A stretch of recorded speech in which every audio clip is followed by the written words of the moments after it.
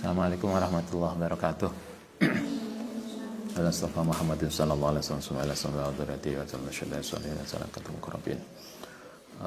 Husnila mu'alif hadzal kitab Imam Al-Bukhari summa ila Imam Az-Zabidi summa wasallam ba'ana umatina jatina sallallahu syahina Husnila ma'adina wasqiya malang talamidi masuk lillahi ta'ala lahumul fatihah. Bismillahirrahmanirrahim. Alhamdulillahirabbil alamin arrahmanirrahim maliki iyyaka na'budu wa iyyaka nasta'in shiratal mustaqim. Bismillahirrahmanirrahim. An Abi Hurairah radhiyallahu an, hadis nomor 33. An Abi Hurairah radhiyallahu an qala Rasulullah sallallahu alaihi wasallam, man yakum lailatal qadri. Kita bicara tentang puasa ini. Puasa dan zakat kayaknya. Kemarin kita bicara tentang rukun iman bagian sholat, bagian perilaku. Sekarang puasa. Di dalam puasa Ramadan ada Lailatul Qadar. Ini kalau Anda nanti ceramah di rumah tentang Lailatul Qadar, salah satu hadisnya ini. Hadis ini tercatat di Sahih Bukhari nomor 35. Man yakum lailatal qadri imanan wahtisaban ghufira lahu ma taqaddama min dzambi. Man sapane wong yakum yang ngelakukan sepoman atau berdiri ibadah lailatul qadri, malam lailatul qadar, imanan dengan dasar iman, wahtisaban lan dasar ikhlas. Jadi lailatul qadar yang kita melakukan malamnya dengan dasar iman dan ikhlas tulus, hufiro mongko bakal diampuni lagotiman apa ma barang takodama yang sudah lewat mindambi. Janji kanjeng Nabi, siapa yang ibadah sungguh-sungguh pada malam Lailatul Qadar, dasarnya dua, yaitu iman dan ikhlas. Semua dosa kita insya Allah diampuni, yang dosa-dosa telah lewat. Selain itu apa imbalannya? Orang yang memenuhi Lailatul Qadar kaya ibadah 1000 bulan. Jadi artinya dosanya diampuni dan dia mendapatkan ibadah seperti nilainya 1000 bulan. 1000 bulan itu berapa tahun? Sekitar 80-an ya. 80 sekian lah. 80 tahun. Itu kan berarti seumur hidup kita. Rata-rata kita kan umur segitu toh, 80-an. Berarti kalau kita memenuhi Lailatul Qadar sekali aja, insya Allah kita semua dosa diampuni dan sama dengan melakukan ibadah selama seumur hidup. Wa anhu anin Nabi alaihi wasallam qala inta daba, menetapkan sapa Allah taala liman maring wong kharaja kang keluar sapa man fisabili dalam jalane Allah taala la yukhrijuhu, yang tidak keluar mengeluarkan hu ing man apa ilal imanun kecuali iman bi kelawan ingsun wa tasdikun, iman kawan Allah maksudnya, wa tasdikun lan membenarkan birusuli kelan utusanku an arji'ahu ayentok mengembalikan sapa ingsun hu ing man bima kelan barang nala yang memperoleh min ajrin saking pahala aghonimatin utawa ghanimah. Ghanimah itu bersifat materi, balasan yang bersifat materi itu ghanimah. Kalau dalam bahasa aslinya ghanimah itu rampasan perang. Tetapi dalam konteks ini kayaknya bukan rampasan perang tetapi keuntungan material. Nabi mengatakan begini, siapa yang keluar rumah, apakah Anda keluar rumah dari rumah kemudian ke Malang, kita niatnya untuk thalabul ilmi, untuk belajar. Kalau dasar kita keluar rumah itu adalah dasarnya iman, maka kata kanjeng Nabi, orang itu insya Allah pulang akan satu mendapatkan pahala, atau kalau tidak pahala akan mendapatkan keuntungan. Tapi niatnya adalah iman. Karena itulah sejak awal kita belajar, marilah kita belajar untuk noton niat. Kita tuh keluar dari rumah itu untuk apa toh? Atau kita kuliah itu niatnya untuk apa? Niat inilah yang kemudian penting. Kalau di sini kan Nabi mengatakan siapa yang keluar rumah, apakah itu untuk belajar, untuk bekerja, untuk apapun, kalau niatnya benar untuk Allah Ta'ala, maka balasannya satu pahala. Kalau tidak pahala, dia akan memperoleh keuntungan. Mungkin kalau kita dagang, kita akan dapat keuntungan materi yang banyak. Kalau tidak begitu, kemungkinan ketiga adalah au udkhilahu, utawa memasukkan sapa ingsun ing man al jannata. Jadi balasannya 3 kemungkinan. 1 masuk surga, 2 pahala, atau ketiga mendapatkan keuntungan. Walaula an asuqa, lamun ora khawatir sapa ingsun, an asuqa ento memberatkan sapa ingsun ala umati ngatasi umatku, waqa'attu mongko tidak akan duduk sapa ingsun khalfa sariyatin di belakang tentara. Walawaditu lan seneng sapa ingsun ani an aktula ento bertempur perang sapa ingsun fisabilillah.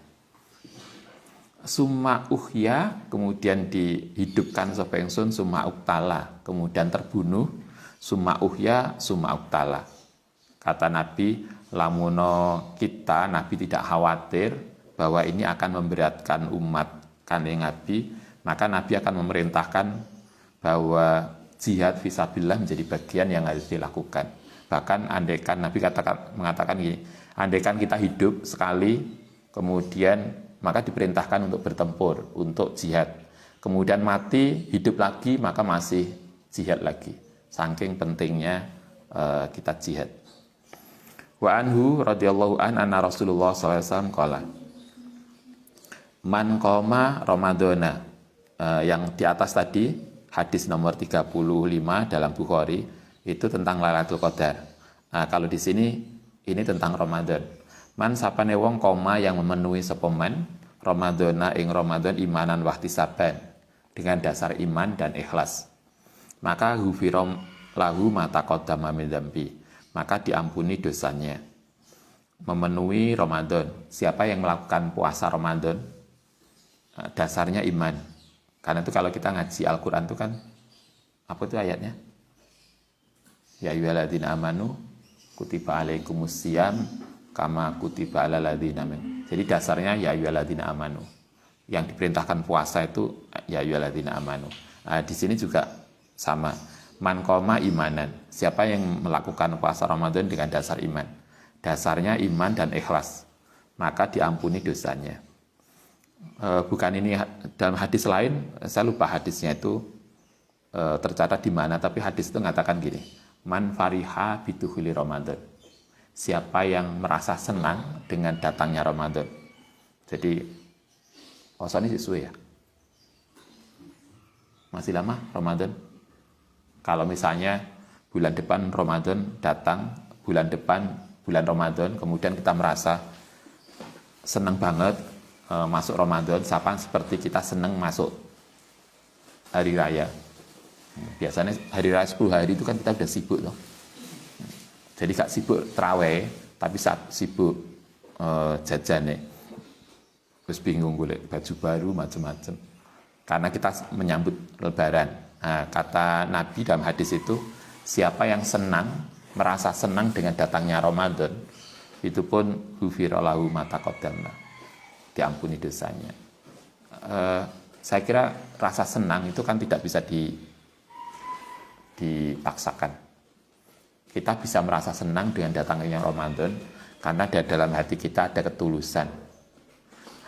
Sama dengan kita kayak kuliah udah lama nggak online, kemudian kita nggak offline, kemudian kita offline, kita seneng banget, atau wah ini malah balik ke kampus. Itu kan kita masing-masing perasaan kita tahu, walaupun mulut kita mungkin beda. Aku lomba, masya Allah seneng banget besok mulai poso, tapi hati ini sesuai kayak somangan. Itu kan beda. Nah, yang pasti marilah kita belajar bagaimana mengisi Ramadan dengan baik.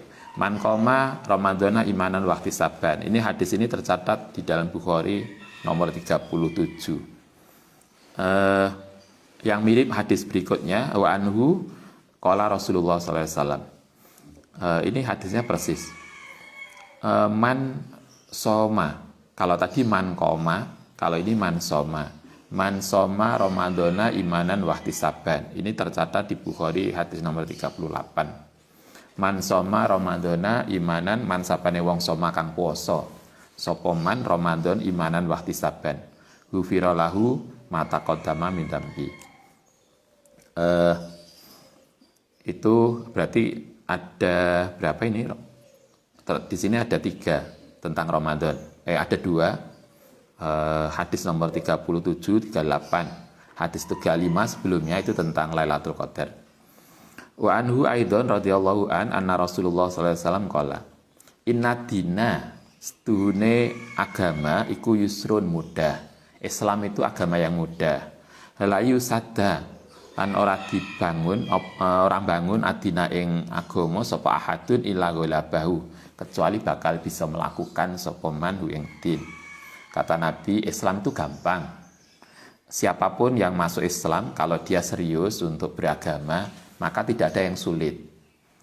Fayasudu, tetapi walaupun agama itu tidak mudah, tidak sulit, tapi apa yang diajarkan Nabi adalah fasad didu, mongko saling membantu sapa sira, wa qaribu lan saling mendekat, wa absiru lan saling memberikan motivasi, wasta'inu lan saling menolong. Walaupun agama itu mudah, kita kuliah itu mudah, tapi kita diajarkan oleh Nabi salinglah membantu, saling mensupport, saling motivasi. Karena bagaimanapun walaupun mudah itu butuh support. Itu kan, karena itu Nabi mengatakan agama itu mudah, siapapun yang masuk Islam itu insya Allah akan bisa melakukan dengan baik. Tapi walaupun begitu Nabi mengingatkan fasadidu wa qoribu wa absiru. Sadidu saling membantu, saling menguatkan. Kemudian wa qoribu saling mendekat, wa absiru saling memberikan motivasi. Wa absiru itu artinya saling memberikan informasi senang.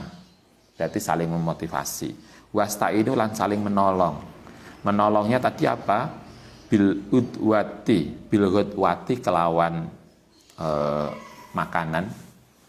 Ghudwah itu ma'em. Wa roihati lan membantu dengan jiwa kita. Wa syai'in lan dan sesuatu minadul jati dari doa. Dari kita di dalam, kalau kita misalnya di pondok, kita di kampus, maka kita harus saling support. Yang temannya membuat proposal kita bantu, yang temannya membuat tugas kita support. Nah, kata Nabi, marilah kita saling membantu di dalam agama itu, paling enggak dengan doa, dengan jiwa, dengan harta. Kalau di sini saling memberi makan, saling mendoakan, saling mensupport. Nah, walaupun agama itu mudah, maka itu yang harus kita lakukan. Nah, sehingga kalau nanti Anda jadi ibu, kan juga sama toh, anak-anak itu kadang butuh support. Nah, sama dengan Anda butuh support dari orang tua. Kadang persoalannya, pernah Ustadz tuh dulu kuliah, beasiswa itu telat sampai berbulan-bulan, sampai kita makan itu ngebon itu ngerti ya, utang ning warung itu nyatat, sampai lama. Kita uang nggak punya, macam-macam nggak punya, telepon tidak semudah sekarang. Itu pernah suatu ketika kemudian kita mengalami sebuah kondisi di mana rasanya nggak kuat untuk kuliah. Karena beban kuliah yang luar biasa, kemudian uang nggak megang, suasana yang kayaknya nggak menggembirakan. Nah, itu pernah begitu. Mungkin Anda juga pernah kuliah yang kemudian kita, itulah kenapa kemudian Nabi mengatakan, walaupun agama itu mudah, walaupun kuliah itu tidak sulit, tapi Nabi mengatakan wasta'inu, saling membantulah, saling supportlah. Dengan apa? Dengan doa, dengan jiwa, dengan apapun yang kita bisa. Kalau di sini bahkan hanya dengan bil ghudwah, dengan makanan. Mbak, ngerjain proposal lah. Ini kita kasih es teh, semoga segar.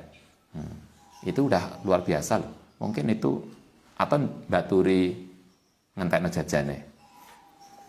baturi teman, saling curhat, itu penting banget. Jadi mari kita saling membantu untuk agar semua kemudian selesai dengan baik. Wa anil Bara radhiyallahu anna Nabiyya sallallahu alaihi wasallam kana awalama ing andal kawitane barang kodima yang teko sapa Nabi al Madinah ta ing Madinah. Nazala turun asdadihi ala asdadi ngatasé keluargane Nabi au qala ala akhwalihi minal ansori. Suatu ketika hadis ini cerita tentang Nabi pernah sholat itu menghadap ke Baitul Maqdis. Anda tahu ya, Nabi itu, kita Islam itu sekarang kiblatnya Mekah, tapi sebelumnya kita itu pernah Islam itu kiblatnya tidak di Mekah tapi Baitul Maqdis. Sehingga Baitul Maqdis itu kan kiblatnya orang Yahudi. Sehingga kenapa kemudian Masjidil Aqsa itu menjadi rebutan dengan Yahudi, karena mereka merasa Masjidil Aqsa itu kota suci dia. Sehingga sekarang Islam terusir dari Palestina karena Yahudi ingin menguasai. Kita Islam itu pernah sholat menghadap Baitul Maqdis. Itu ada beberapa bulan. Kalau berapa bulan itu? Kalau di sini 14 Sab'ah itu berarti 16 bulan. 16 bulan atau 17 bulan. Berarti berapa tahun? Setahun, hampir setahun setengah. Kita sholat menghadap ke Baitul Maqdis. Itu ketika Nabi di Madinah. Annahu sedene Kanjeng Nabi iku sholat sapa Nabi di balam Baitul Maqdis menghadap arah Baitul Maqdis. Seberapa lama? Sitata asara, yaitu 16 ausab ata asara atau 17 sahron bulan. Nabi sholat menghadap Baitul Maqdis itu selama 16 atau 17 bulan. Wakana lan ana apa Nabi ku yuk jibuhu menakjubkan ing Nabi antakuna yen ta ana apa kiblate Nabi iku kibalal Baitul Maqdis, arah Baitul Maqdis. Wa annahu lan ana sapa Nabi sallallahu iku salat sapa Nabi awala salatin ing dalem pertama salat salaha kang salat sapa Nabi ing salat al-asri. Pertama kali Nabi sejak awal sholatnya kita itu sholat sejak awal itu Mekah. Sehingga sejak sebelum Islam untuk masyarakat biasa, Anda juga harus paham bahwa sebelum turun perintah sholat, masyarakat Arab itu sudah biasa sholat. Karena itu ketika Anda ingat ketika Nabi Isra Mi'raj itu kan Nabi sholat di perjalanan. Ada sholat 2 rakaat di tempat tertentu 2 rakaat. Karena sebelumnya itu sudah ada biasa sholat menghadapnya ke Mekah. Ketika Nabi ke Madinah, Nabi diperintahkan untuk sholat menghadap Baitul Maqdis selama 17 bulan. Pertama kali sholat Baitul Maqdis menghadap Baitul Maqdis itu adalah sholat asar. Sholat asar diperintahkan menghadap Baitul. Wasallah lan salat sapa Nabi ma'ahu satane Nabi sapa kaum. Nabi salat asar menghadap Baitul Maqdis itu tidak sendiri, tapi jamaah bersama yang lain. Fa haraja mongko keluar sapa rajulun seseorang miman saking wong salat kang salat sapa man ma'ahu satane Nabi. Hamara mongko lewat ala ahli masjidin ing atase ahli masjid wahum halil tawi ahli masjid iku raqiun.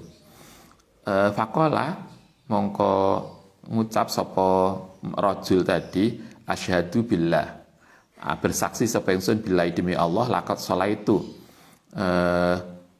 teman-teman salat sapa ingsun ma'a Rasulillah sallallahu alaihi wasallam kibala makata ing madhep ana ing Mekah. Setelah salat selama 16 bulan 17 bulan kemudian Nabi berulang-ulang pengen banget, Nabi itu pengen menghadap ke Mekah. Karena Mekah ada tanah kelahiran beliau, tentu dengan alasan yang lain juga. Maka kemudian Nabi diperintahkan untuk sholat kembali lagi ke ke Mekah Mukarramah. Fadaru, mongko begitu masuk Nabi sholat menghadap ke Mekah, maka para sahabat ini senang banget. Kemudian keliling, kalau bahasa kita apa ini? Arah-arahan keliling kampung gitu ya. Sahabat juga gitu. Mereka lewat di antara para sahabat yang lain untuk memberitahukan bahwa Nabi sekarang kiblatnya pindah menjadi ke Mekah. Mereka senang banget. Fadarau mongko berputar sapa mereka kamahum kaya oleh ana sapa mereka iku kibalal baiti. Jadi mereka merayakan perpindahan dari Baitul Maqdis ke Mekah. Wakanat umat Islam seneng banget, tetapi apa yang terjadi dengan orang Yahudi? Wakanat lan ana sapa Yahudu iku qad ajabahum. Teman-teman menakjubkan, menyenangkan humeng mereka idkana nalikane ana sapa nabi iku yusolli salat sapa nabi kibala Baitul Maqdis wa ahlul kiblati lan ahlul kitab. Falama wala nalikane berpaling memalingkan diri sapa nabi wajahu ing wajah nabi kibalal baiti ing arah Mekah ingkaru mongko padha mengingkari sapa Yahudi dalika. Ketika dulu nabi itu kiblatnya ke arah Baitul Maqdis, orang Yahudi, orang ahlul kitab, orang Nasrani seneng banget. Karena Baitul Maqdis itu kan kitab kota sucinya Yahudi dan Nasrani. Karena itu teman-teman Nasrani kan salah satu tempat sucinya ziarahnya kan Baitul Maqdis. Ketika Nabi sholat menghadap Baitul Maqdis mereka senang. Tapi begitu pindah ke Mekah mereka kemudian menolak Kanjeng Nabi. Biasanya kita juga gitu toh. Lah sepakat dengan kita senang. Kalau nggak sejalan gak takokan. Kayak begitu. Itu gaya dulu. Wa Nabi Sa'id Al-Khudri radhiyallahu anhu sami'a Rasulullah sallallahu alaihi wasallam yaqulu. Idza aslama nalikane masuk Islam sapa al-abdu seseorang, kata Nabi begini, kalau orang itu masuk Islam fahasuna kemudian baik apa islamuhu, syaratnya dua, masuk Islam dan perilakunya berubah. Jadi bukan masuk Islam aja loh ya, tapi fahasuna islamuhu, kemudian perilakunya berubah menjadi baik juga, yukafiru mongko bakal menghapuskan sapa Allahu Allah anu saking man kula sayiatin ing segala keburukan karena kang ono zalafaha sebelumnya sayi'ah. Jadi siapa yang masuk Islam kemudian perilakunya berubah menjadi baik, maka Allah akan menghapuskan seluruh keburukannya. Berarti dosa-dosa awal diputihkan. Itu luar biasa.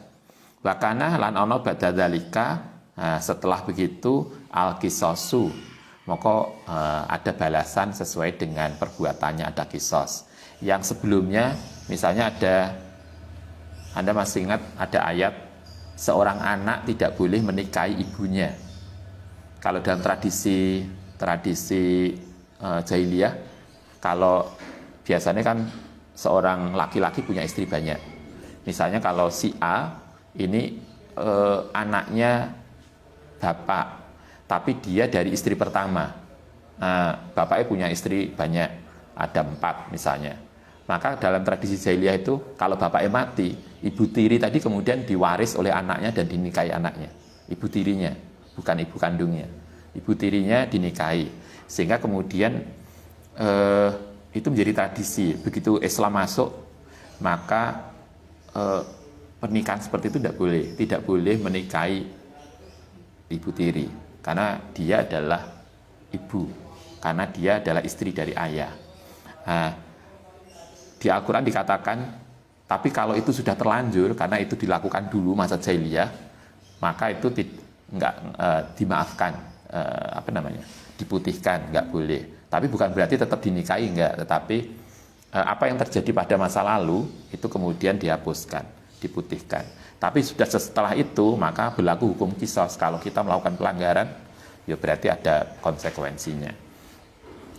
Al-Hasanu, kemudian ada aturan main setelah masuk di dalam Islam. Al-hasanatu ta kebaikan, satu kebaikan niku bi asri amsaliha, dibalas 10 kali.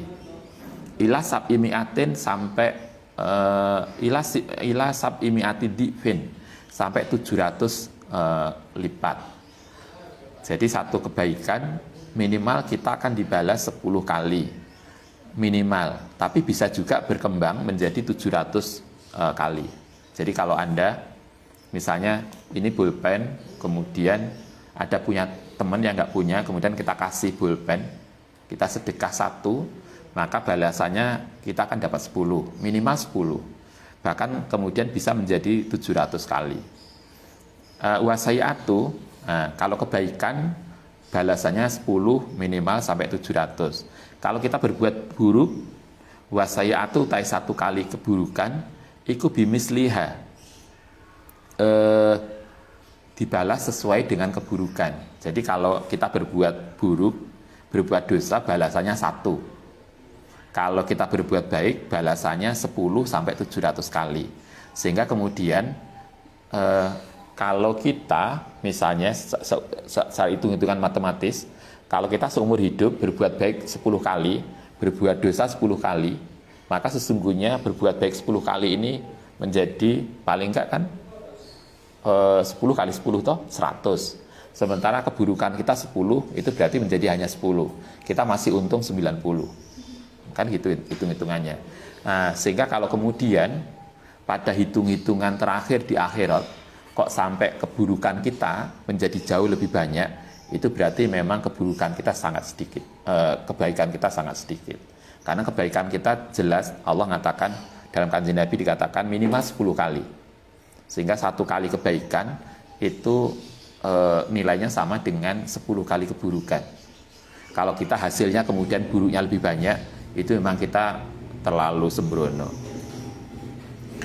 Itu balasannya. Bahkan kemudian illa ayata jawaza, bahkan kemudian bisa menghapuskan sapa Allah anha saking sai'ah. Bahkan Allah kemudian bisa mengampuni dan menghapuskan. Kalau buruk dibalas 1, bahkan bisa diampuni. Kalau kebaikan minimal dibalas 10 kali sampai 700 kali.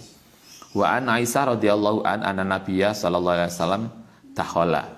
Suatu ketika ceritanya Sayyidah Aisyah, Kanjeng Nabi itu masuk alai ngatasé rumahnya Sayyidah Aisyah. Wa indaha lan ada di sampingnya Sayyidah Aisyah, imro'atun, ada seorang perempuan. Jadi suatu ketika Nabi masuk rumahnya Sayyidah Aisyah. Delalah di Sayyidah Aisyah itu ada tamu perempuan. Kemudian Nabi nanya, "Man hadhi? Siapa orang ini?" Qalat, jawab sapa Aisyah, "Fulanah." Beliau tidak nyebut nama. Kan di Nabi ada teman, mungkin gitu ya. Tadkuru kang ingat sapa fulanah min salatiha. Rupanya perempuan yang temannya Sayyidah Aisyah tadi lagi rajin sholat. Jadi kalau kita nenggone dimanapun tempat, dia senantiasa sholat. Nah, ini pas silaturahmi ke rumahnya Sayyidah Aisyah, beliau sholat juga. Apa jawabannya Nabi? Kalau jawab sapa Nabi mah itu istilah apa ya, logat biasa kayak kita apa ya, mungkin kita biasa ngomong oh hebat, itulah. Kalau Anda biasanya ngomong apa? Yo hebat atau apalah. Alaikum natulpono ing atase sira bima kelan barang tutikuna yang mampu sapa sira. Wallahi maka demi Allah la yamallu, tidak menjadi bosan sapa Allah hatta tamallu, sehingga bosan sapa sira.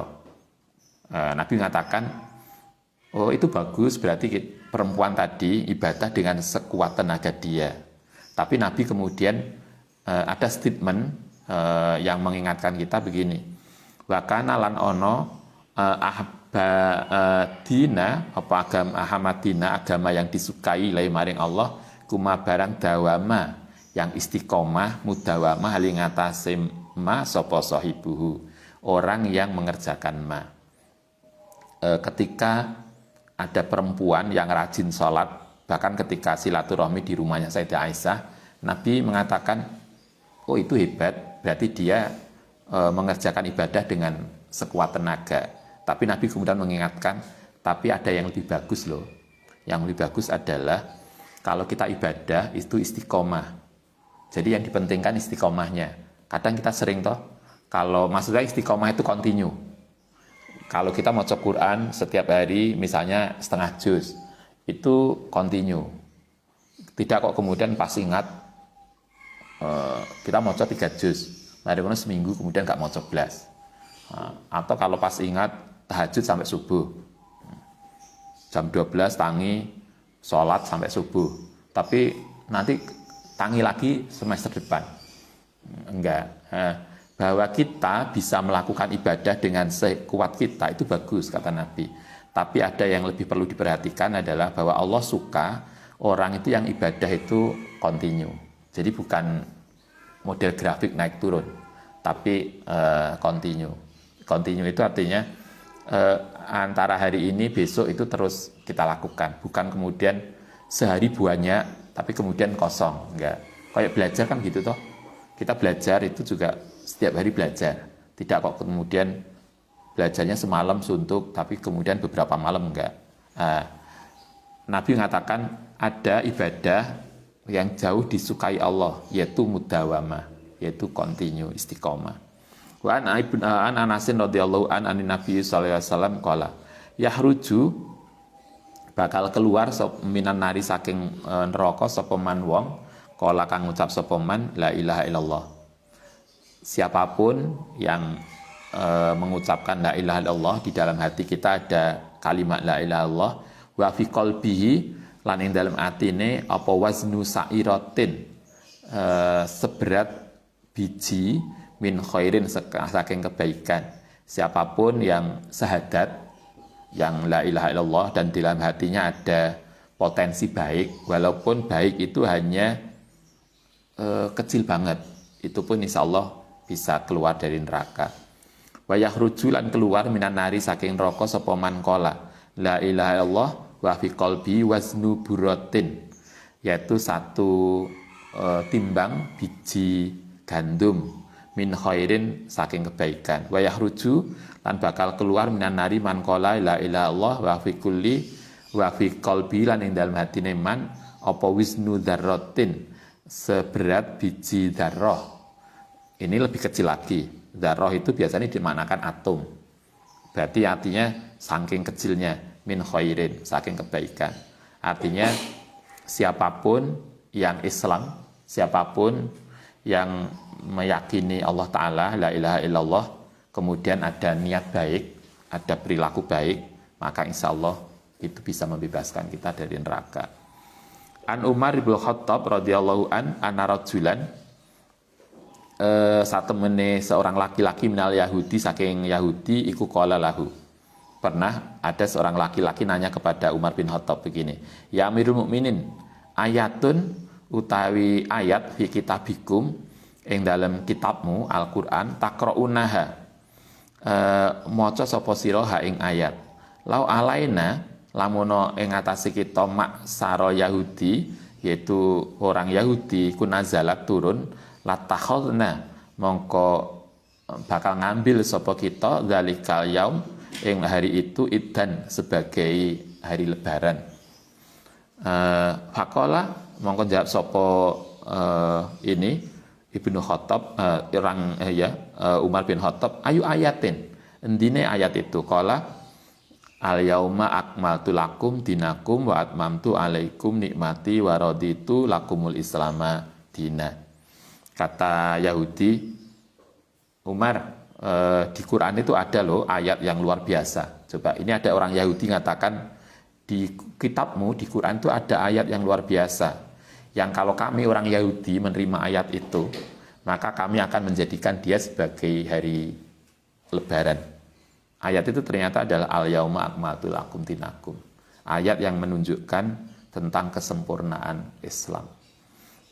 Faqala mongko ngendika sapa Umar, qad arafna, teman-teman ngerti sapa kita zalika yaum ing hari itu. Wal makan alladzi wal makana lan tempat alladzi nazalat, yang turun apa ayat fi dalam yaum ala Nabi sallallahu alaihi wasallam. Wa halitai Nabi ku qaimun lagi berdiri bi Arafata ana ing Arafah yaumal Jum'ati ing dalam hari Jumat. Ayat ini menjadi ayat penutup. Kita tahu ini ayat terakhir ya, ayat terakhir yang turun di dalam Al-Quran. Ini surat apa? Surat apa? Al-Maidah. Al-Maidah surat berapa itu? Ayat berapa? Ayat? Oh, ketiga. Ayat ketiga Al-Maidah. Ini yang walaupun masuknya di Al-Maidah dan tidak di awal, tapi ini ayat yang terakhir turun. Ayat ini terakhir turun hari Jumat ketika Nabi Haji Wada di Arafah. Jadi ayat ini turunnya pada hari yang luar biasa, kan Anda tahu salah satu hari yang mustajabah adalah Arafah. An-Talha ibnu Ubaidillah radhiyallahu an qala jaa datang sapa rajulun seseorang min ahli Najd dari orang-orang Najd. Najd itu nama tempat. Ila Rasulillah sallallahu alaihi wasallam sasirur ra'yi, hale orang yang tertutup kepalanya. Yusma'u, yang didengarkan, dhawi sotihi, gema suaranya, tapi walayuf kohu, dan tidak difahami apa ma barang yakulu kang ngucap sepeman. Hatta dana, sehingga dekat. Ada orang dari Najd teriak-teriak kayak kita. Kododoan itu sudah teriak, sehingga sahabat itu nggak jelas itu maunya apa tuh wong iku. Setelah dekat, ternyata dia tanya tentang Islam. Faidan nalikan itu wa utai rajul iku yasalu, nanya sapa rajul anil islami, saking Islam. Pertanyaan gini, faqala Rasulullah sallallahu alaihi wasallam khamsu salawatin, ditanya, Nabi ditanyakan ya Nabi, Islam itu apa? Jawabannya Nabi, Islam itu adalah kewajiban khamsu salawatin, kewajiban sholat 5 waktu, fil yaumi walailati, sehari semalam. Faqala, kemudian nanya sapa rajul lagi, hal alaya ghairuha, hal alaya ono kewajiban lain apa ghairuha liyane sholat. Ini kalau zaman sahabat hebat banget. Ketika dia ditanyakan Nabi, apa kewajiban kami ketika masuk Islam? Nabi mengatakan, ada wajib sholat 5 waktu. Ada nggak yang lain? Kalau Anda aneh tugas ke dosen, ini nanti buat makalah 5 halaman. Ada nggak tugas yang lain yang bisa saya lakukan nanti? Aneh. Bedanya kita dengan sahabat. Sahabat bilang, Kanjeng Nabi, tugas kami apa? Sholat 5 waktu. Ada nggak kewajiban yang lain? Qala la, enggak. Ila anta tawa'a, kecuali sholat sunnah. Sholat wajibnya hanya 5. Ketika beliau menantang, yang lain ada enggak? Oh enggak, itu sunnah aja yang lain. Sama dengan kalau kita mahasiswa buat tugas, biasanya pertanyaannya, kapan terakhir dikumpulkan? Enggak kok, besok sudah boleh ngumpulkan enggak? Jarang banget ya. Biasanya kapan terakhir? Atau kalau kita amal, santri silahkan bisa ikut nyumbang untuk ini. Minimal berapa, Ustaz? Minimalnya, bukan kok kita bisa nyumbang sekian enggak yang maksimal. Jarang banget. Beda dengan ini. Ketika sahabat mengatakan, Kanjeng Nabi, kewajiban sholat, ya ada 5 kali sehari semalam. Ada kewajiban yang lain? Lah, tidak. Nabi mengatakan hanya 5. Ila anta tawa'a, kecuali sholat sunnah.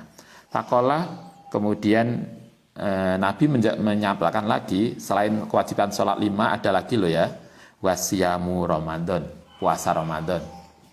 Fakola, hebat lagi orang ini. Hal alaya ghairuhu, apakah ada puasa yang lain?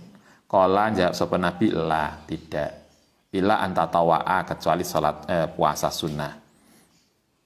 Wakola wadakaro, lan menyebutkan lau kedi rojul tadi sopan nabiyu az-zakata ing zakat.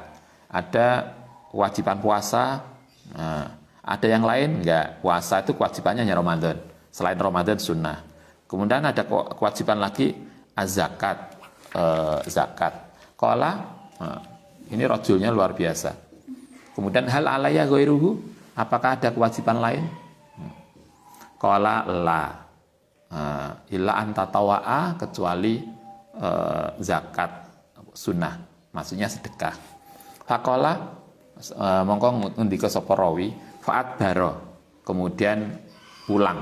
Orang tadi ketika dikasih Nabi, kewajiban Islam itu cuma 3, salat, puasa, zakat.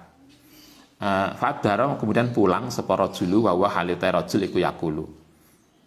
Kemudian dia mengucap begini, wallahi demi Allah la azidu, tidak akan nambahi sapa ingsun ala hadza ing atase ini wala angkusu, dan tidak ngurangi. Kanjeng Nabi terima kasih, saya akan lakukan sesuai dengan itu, puasa, zakat, dan sholat. Saya tidak akan mengurangi dan menambahkan kewajiban itu. Qala, apa jawabannya Nabi? Qala, jawab sapa Nabi, aflaha, maka akan beruntung in sodako, lamuno dia benar dengan ucapan itu. Maka berarti kalau kita ingin Islam minimalis itu berarti selain syahadat cukup melakukan puasa, sholat, zakat, haji, itu kan kalau kita mampu. Kalau nggak mampu kan berarti sudah cukup 3, 4 dengan syahadat. Itu sudah minimal. Kata Nabi itu dengan amal minimalis itu sudah aflaha. Orang sudah akan beruntung, artinya insya Allah dengan itu dia sudah masuk surga. Kan gampang banget toh. Hanya sholat 5 kali, puasa Ramadan, zakat, hanya 3 minimalis. Tapi saya kira kan kita nggak suka minimalis. Pakai baju aja lo nggak suka minimalis. Sing kerudung Pak, sudah ada kerudungnya jadi wer-wer ndure. Kan macam-macam. Masa kita ibadah mau minimalis? Tapi yang intinya kalau kemudian kita ngambil yang minimalis itu pun sudah cukup, sehingga kita tidak ada alasan untuk memberikan judgement yang nggak baik pada siapapun yang hanya misalnya isone sholat fardu tok karena kesibukan. Kan ada toh orang-orang tertentu masyarakat kita karena dia tuntutan ekonomi yang keras sehingga mungkin sholatnya nggak pernah tahajud. Itu pun nggak apa-apa, biarin aja. Yang penting sholat 5 waktunya genep. Nggak pernah sholat sunnah karena kerja keras. Anda bisa bayangkan kayak bapak-bapak yang tukang.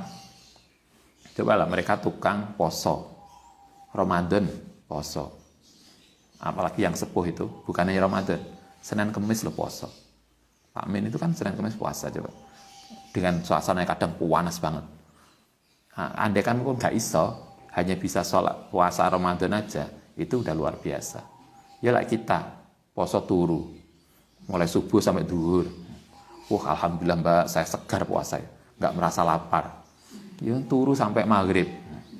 Nah, cobalah teman-teman. Artinya kalau ada orang karena konteks tertentu nggak bisa tahajud, nggak bisa sholat sunnah, nggak bisa puasa sunnah, ya nggak apa-apa. Kalau memang dia nggak mampu, itu udah cukup. Nggak perlu kemudian dipaksakan lebih. Tapi bagi yang bisa, itu jauh lebih bagus. Al-Fatihah.